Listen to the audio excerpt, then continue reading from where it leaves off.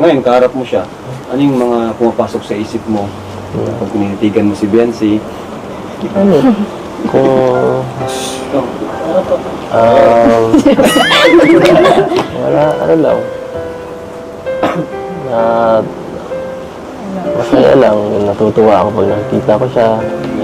Tapos siyempre, nag-aalala ko baka may problema minsan pag nakikita ko malungkot ganun. Kasi hindi siya madalas magsabi sa'yo. Hindi siya madalas. Tahimik lang din. Tahimik lang. Pag may problema siya, nag-open ba siya sa'yo? Hindi. Ba't di ka nag-open?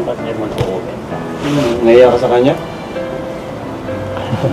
Hindi ka nag-open sa kanya ng problema? Kanino ka nag-open?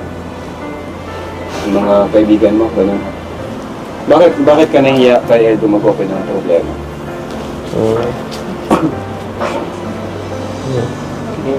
Nag-open man kasi po ako dyan eh.